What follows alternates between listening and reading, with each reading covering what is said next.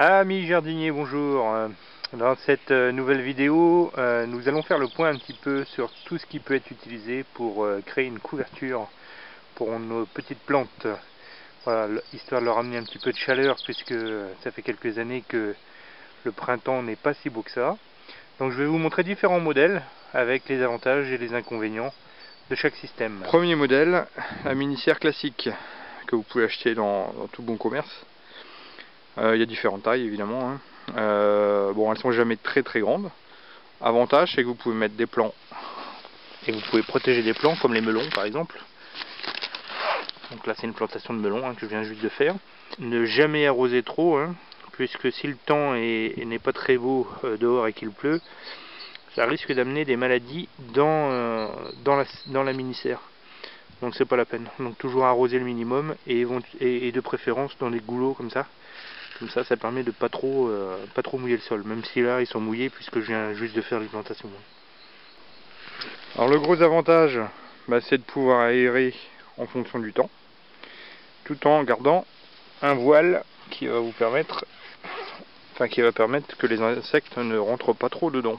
Voilà, mais quand même une aération. Alors ça demande de la surveillance, ça c'est un peu l'inconvénient, parce que si vous laissez fermer lorsqu'il fait très chaud, c'est pas bon. Et si vous laissez ouvert quand il pleut, c'est pas très bon non plus. Voilà, donc ça nécessite d'être quand même assez présent chaque jour pour pouvoir soit ouvrir soit fermer la mini-serre. Deuxième modèle, alors ça c'est de la récup, c'est des survitrages.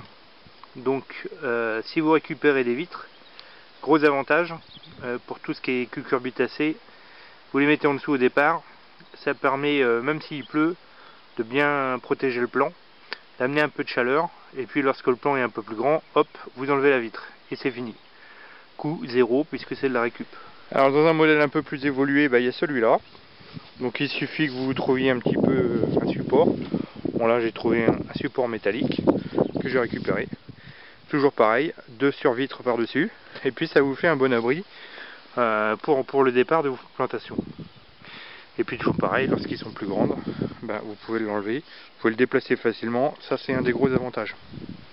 Alors modèle un peu plus grand maintenant, donc toujours de la récup.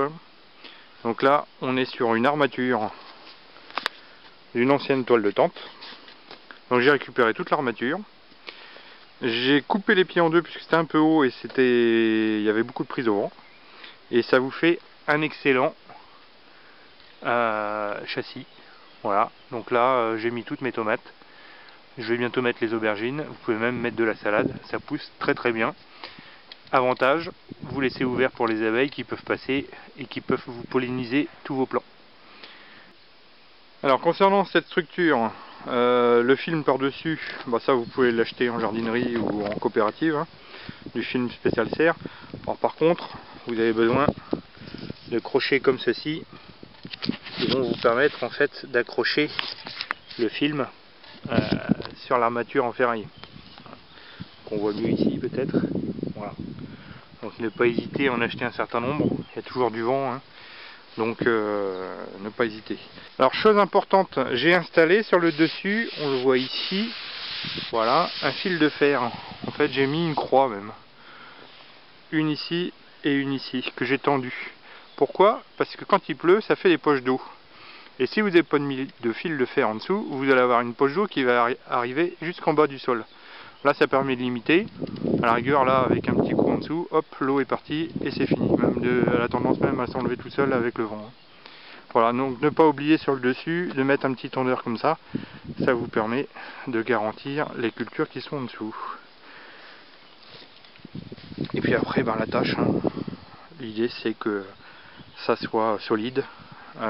Ici je peux vous dire qu'il y a beaucoup de vent. Donc si ça a de tenue dans notre région, à mon avis ça peut tenir partout. Autre modèle de mini-serre, celle-ci est toute petite. Je l'utilise en fait comme une cloche géante pour tout ce qui est maïs. Donc ça me permet au départ, bon là ils sont pas poussés, je viens de les semer, mais ça me permet au départ d'assurer une bonne levée des graines de maïs. Et lorsqu'ils font une vingtaine de centimètres, j'ai plus qu'à retirer le dessus. Voilà, donc ça c'est vraiment provisoire. Enfin, le dernier système que moi j'utilise, c'est une serre, une vraie serre, que j'ai construite il y a quelques années déjà. Cette serre, vous pouvez la retrouver dans une autre vidéo, hein, en explicatif sur comment j'ai pu la monter au départ. Donc je vous donne le lien en dessous. Hein. La chose importante dans une serre, c'est surtout, je l'avais déjà précisé, les aérations. Enfin, on le voit ici. Voilà, il y a la même chose de l'autre côté.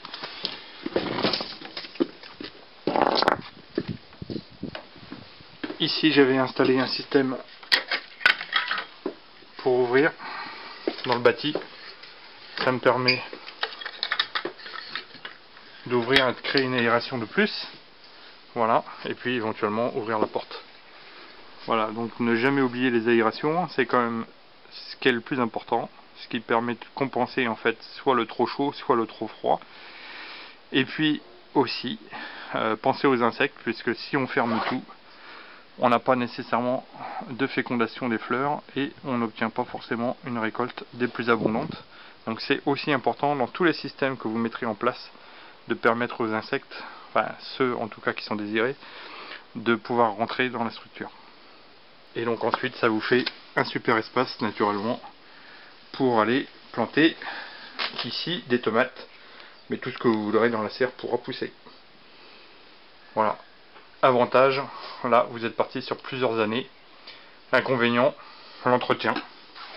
L'entretien puisqu'il faut l'azurer, peut-être pas tous les ans, mais au moins une fois tous les 2 ans.